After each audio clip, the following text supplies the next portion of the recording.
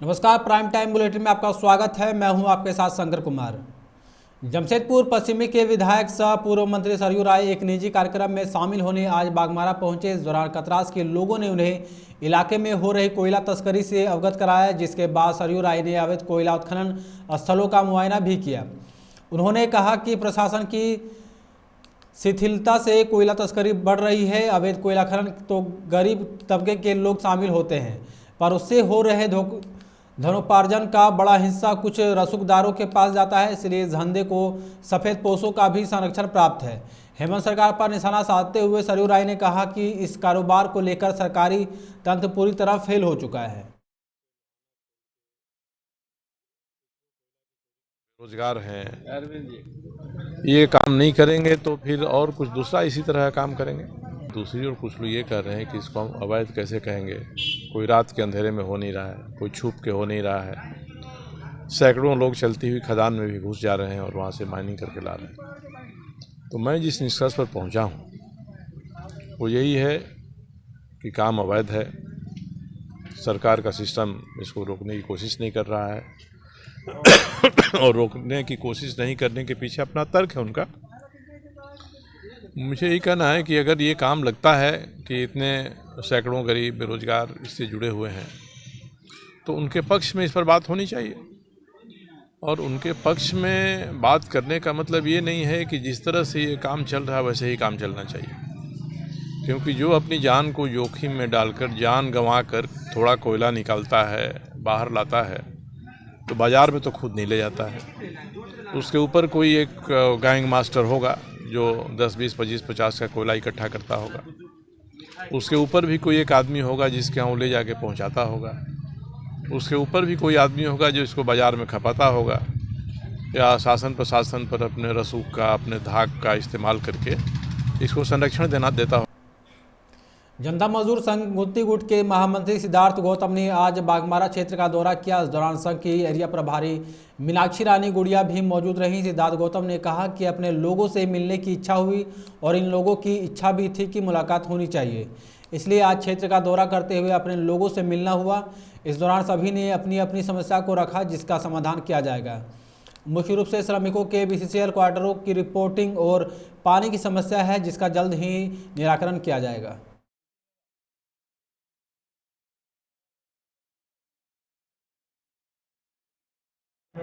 काफ़ी है, लेकिन हम लोगों का मकसद आज अपने जो संगठन के लोग हैं और जो हमारे परिवार के शुभेच्छु हैं, कई दिनों से उन लोगों से बात चल रही थी और सबकी इच्छा थी कि उनसे मिला जाए।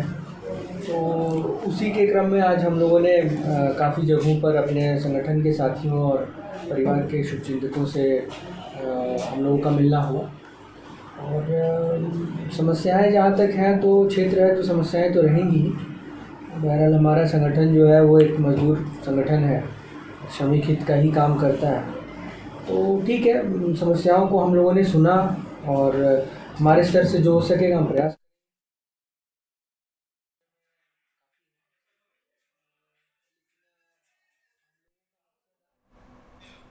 पाथाडी थाना क्षेत्र के चासनाला गेट के समीप रहने वाले मनोज शर्मा ने पड़ोस में रहने वाले अरविंद पाठक और उनके पूरे परिवार पर मारपीट का आरोप लगाया है। घायल मनोज शर्मा का इलाज धनबाद के SNMMCH में चल रहा है। पीड़ित ने बताया कि रात में जब मेरी पत्नी शौचालय गई तो वहां पहले से ही घात लाकर बैठे अक्षर पाठक मेरी पत्नी के साथ बलात्कार का प्रयास करने लगा। मेरी पत्नी ने जब जोर शोर से चिल्लाने लगी और उसकी आवाज़ सुनकर मैं वहाँ पहुँचा तो अरविंद पाठक, अक्षर पाठक, प्रभा देवी, विनोद पाठक, अनीता देवी ने मेरे ऊपर लाठी डंडों से हमला कर दिया। घटना की सूचना पुलिस को भी दी, लेकिन अभी तक कोई कार्रवाई नहीं की गई है। आरोपियों को गिरफ्तार।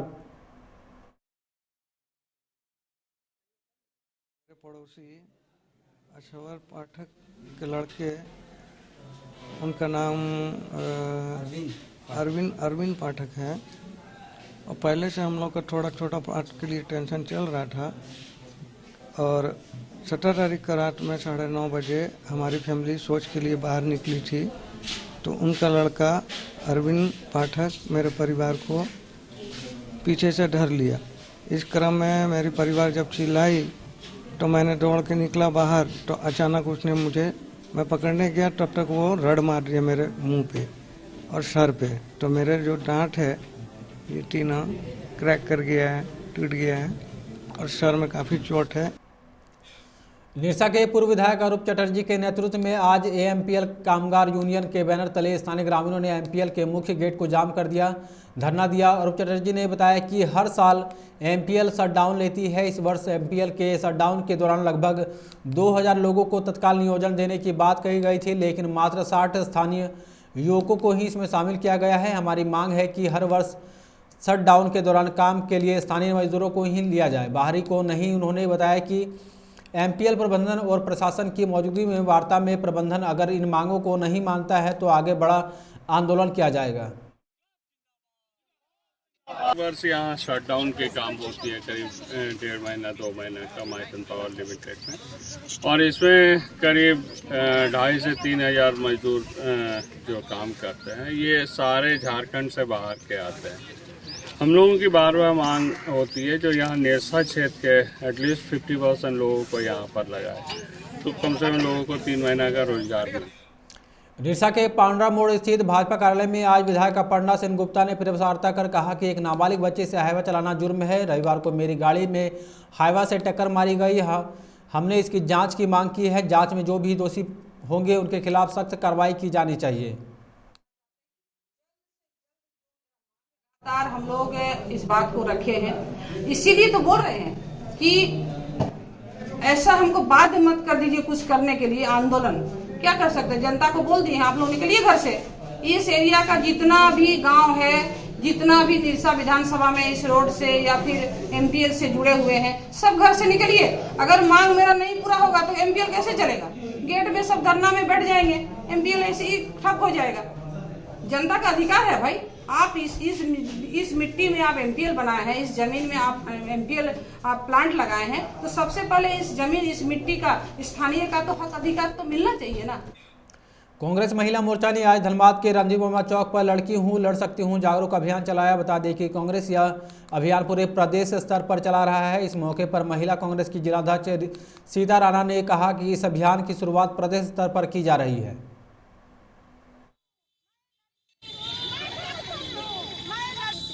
का ऐलान पर उन्होंने पूरे देश में मैं लड़की हूँ लड़ सकती हूँ इसका उन्होंने ऐलान किया है।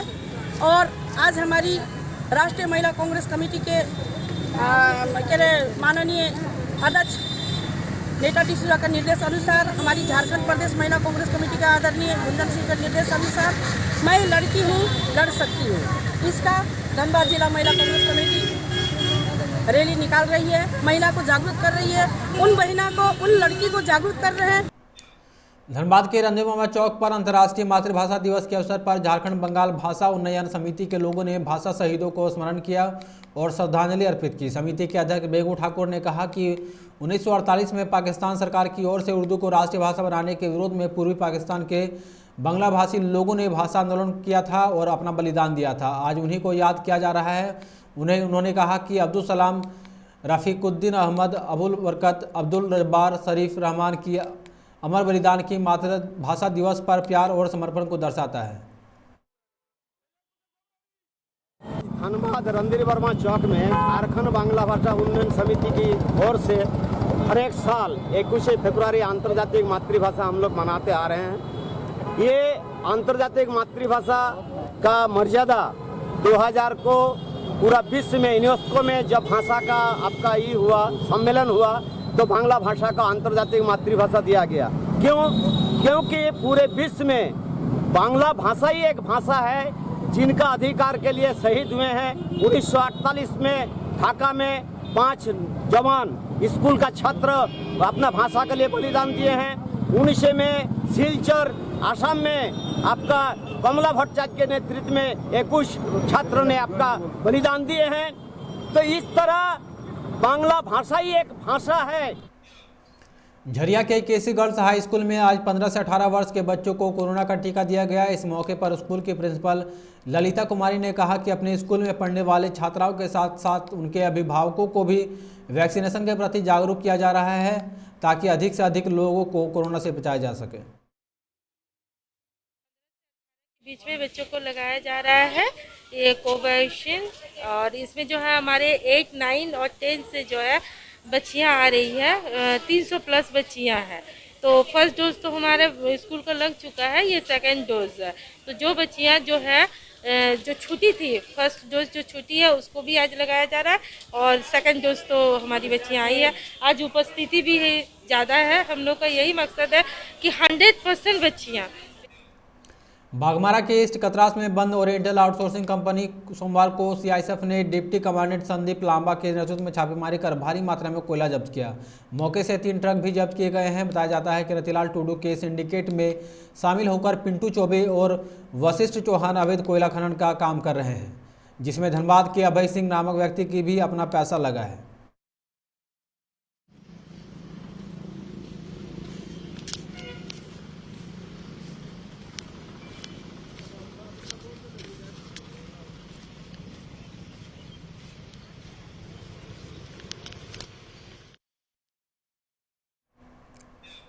धनबाद के सिंफर में आज़ादी के अमृत महोत्सव के तहत भारत सरकार के प्रधान वैज्ञानिक सलाहकार कार्यालय और संस्कृति मंत्रालय की ओर से 22 से 28 फरवरी तक अखिल भारतीय कार्यक्रम विज्ञान सर्वत्र पूज्यते विषयक गौरवशाली सप्ताह का आयोजन किया जा रहा है। यह कार्यक्रम भारत के वैज्ञानिक विरासत कौशल को प्रदर्शित करने के साथ ही रक्षा, अंतरिक्ष, स्वास्थ्य, कृषि, खगोल विज्ञान और अन्य क्षेत्रों में अभिनव समाधान खोजने की दिशा में महत्वपूर्ण प्रयास होगा।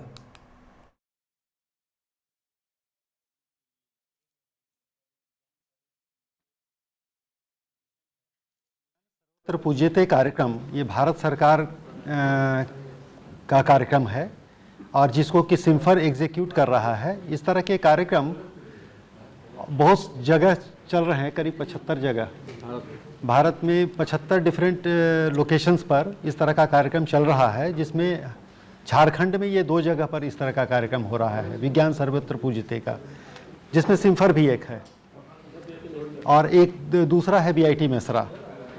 तो इस कार्यक्रम के तहत बेसिक पर्पस होता है विज्ञान को पॉपुलराइज करना, विज्ञान को कॉमन मैन तक पहुंचाना, आम व्यक्ति तक विज्ञान के महत्व को समझाना। और ये सर्वविदित है कि विज्ञान का क्या महत्व है, ये सब लोग जानते हैं, फिर भी तो उसको ज़्यादा हाईलाइट करने के लिए, ज़्यादा बच्चों को विज्ञान के प्रति।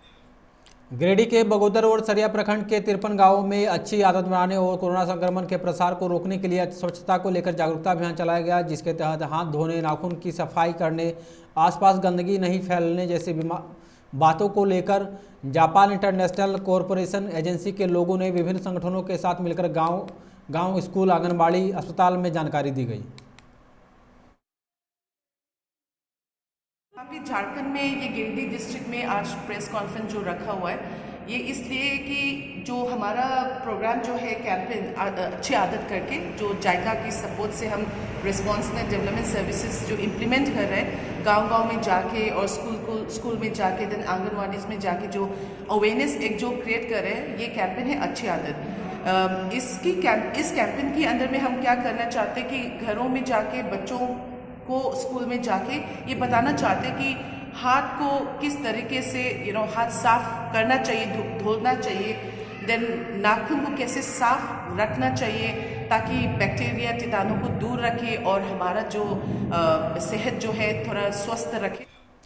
तीसरे प्रखंड के सिंघो पंचायत भवन में 7 दिवसीय जन सुनवाई कार्यक्रम का आयोजन हुआ, जिसमें जिला ऑडिटर के रूप में बीआरपी चिंतामणि तुरी और समाज सेवक यादव मुख्य रूप से शामिल हुए। चिंतामणि तुरी ने बताया कि पंचायत में कुल 422 योजनाओं की जांच की गई, जिसमें 48 योजनाओं में बिना एमबी के करीब 40 से 50 लाख की निकासी की गई है। 9 योजनाओं में प्राक्कलन राशि 31,849 रुपये की अधिक निकासी की गई। वहीं एक स्थान पर पुराने डोभा को नया दिखाकर 33,240 की निकासी की गई है। 50 योजनाओं में बोर्ड नहीं लगा है। ऐसे ही कई मामलों में गड़बड़ियाँ सामने आई हैं।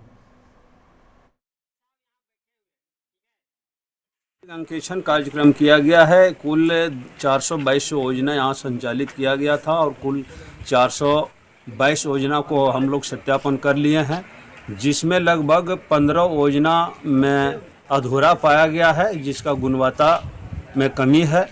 दूसरी बात, एक योजना बैजनाथ प्रसाद यादव का जो है डोभा, वो 30 बाई 30 का पुराना योजना को दिखाया गया है, जो 33,200 कुछ रुपया का निकासी मात्र किया गया है। दूसरी बात यह है कि ये इस पंचायत में हम लोग सामाजिक अंकेक्षण कार्यक्रम के दरमियान में हम लोग को यहाँ जो सहयोग मिला है, बहुत अच्छी सहयोग मिला है। झारखंड बंगाली समिति शाखा पालोजोरी की तरफ से आज अंतर्राष्ट्रीय मातृभाषा दिवस के अवसर पर राज्यपाल के नाम बीडीओ को एक ज्ञापन सौंपा गया, जिसके माध्यम से समिति ने देवघर जिला के सभी प्राथमिक विद्यालयों में बांग्ला भाषा की पढ़ाई शुरू करने और प्रखंड मुख्यालयों में रविंद्र सदन के निर्माण की मांग की रखी। खबरों में फिलहाल इतना ही। आप देखते रहे 99 न्यूज़। नमस्कार।